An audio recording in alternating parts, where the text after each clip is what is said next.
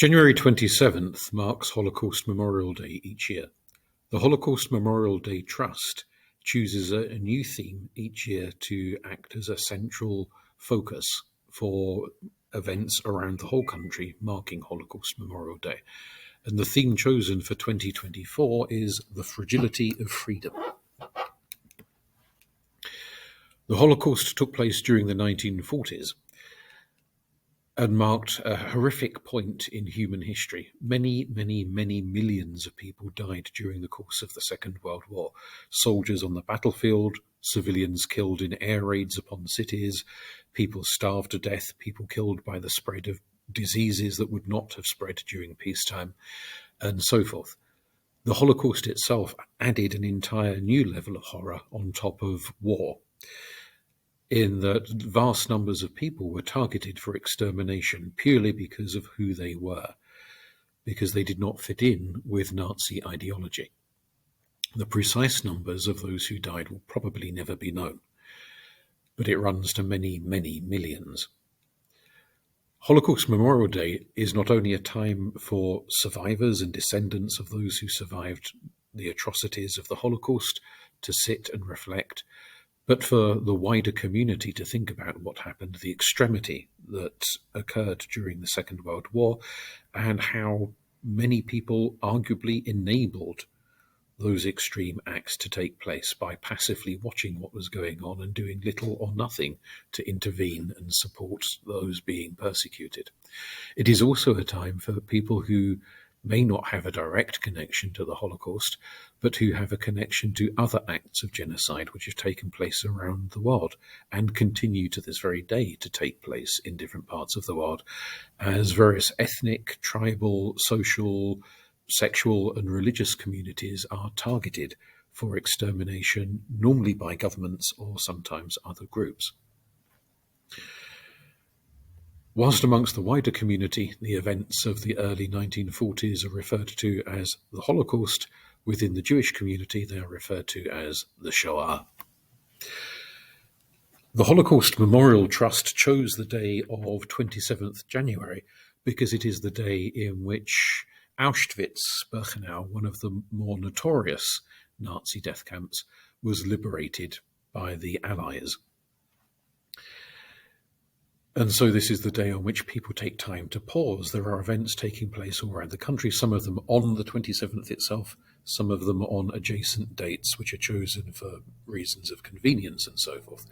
So, for example, within Suffolk, January the 24th marked Holocaust Memorial Day with an event held in Ipswich at the university campus and attended by many groups from around the county, including representatives from West Suffolk College, who contributed music and art and a historical reflection.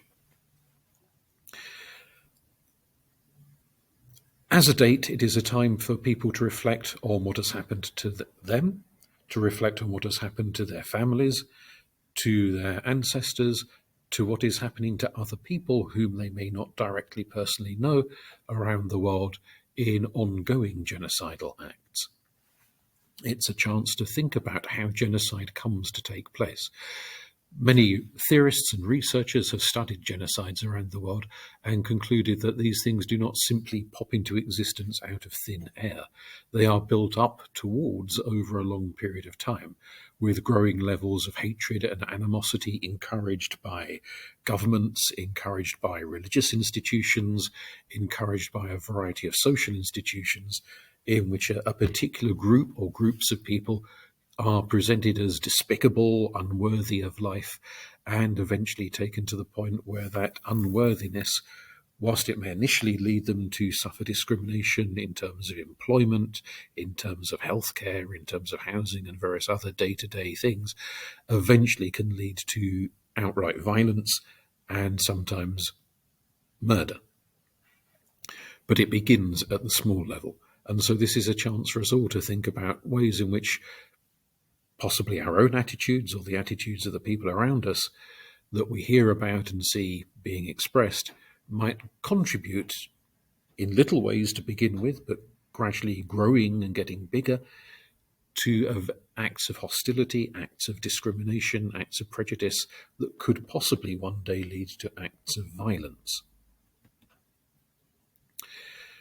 The theme of fragility was reflected on at the event held in Ipswich by a variety of different speakers, most of which reflected on the idea that we tend, particularly in Britain perhaps because we've enjoyed a long period of peace without any direct war taking place on British shores, although we have been involved in wars in other parts of the world, that the long period of peace can lead to complacency, that we have a great many civil rights in Britain, which people in many other parts of the world simply do not enjoy. We have a great many freedoms in Britain, which people in many other parts of the world simply do not enjoy.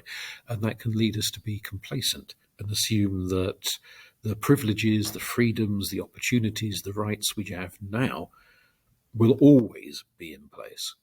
And many of the speakers at Ipswich noted and reflected on the fact that that is not guaranteed, that people in other countries have believed themselves to have freedoms which were then snatched away as new governments swept into power, as foreign nations invaded their shores and brought new regimes with them, and tyranny and oppression, that having freedom now is no guarantee of having freedom tomorrow, that we must keep a careful eye on the freedoms which we have and the freedoms which we would like to acquire in the future, and defend those freedoms through peaceful means, ideally, but defend them. Persecution took place during the Second World War of a great many groups. Whilst the Jewish community was by far the largest group to be targeted by the Nazis, they also turned against many other groups, such as the Roma and the Sinti, against Slavic people, against black people. They turned against gay and bisexual people. They turned against those with disabilities and those whose religious or political beliefs meant that they took a stand against the political regime of the Nazis. So groups such as Socialists and Jehovah's Witnesses were rounded up and interred in concentration camps. A great many of them were killed. But enough survived to be able to tell the tale of what happened. And part of the function of the Holocaust Memorial Trust is to collate information, to collate the stories of survivors. And that is not only the survivors of the Second World War, but survivors of the genocides that have taken place in many countries around the world in the decades since the end of the Second World War, to ensure that their stories are never forgotten. Stories of people from different parts of Africa, from places such as Cambodia and further afield, who have been subjected to all manner of persecution, torture, brutality, and abuses. What has happened in the past must never be allowed to happen again. But it has happened again. Not in Britain, thankfully, but it has happened in other parts of the world. And so we must always keep an eye open that any move towards reopening concentration camps to treat different ethnic communities or religious communities or political or sexual communities or other types of people as third-class citizens to be subjected to abuses and torments must never be allowed to flourish. Otherwise, the extreme acts that took place during the Second World War and have taken place in other countries since the end of the Second World War could potentially take place again in Europe, could potentially take place again in Britain. We must always be alert to make sure it does not. If you would like to know more about the Holocaust Memorial Trust and its work, please do feel free to contact me, Robin Hearn, within the Sociology, Psychology and Criminology Department of University Studies, and I will happily send out more information for you either as students or as staff and lecturers within the college. If you wish to have resources to provide to your classes, I can happily help you find those resources. Thank you.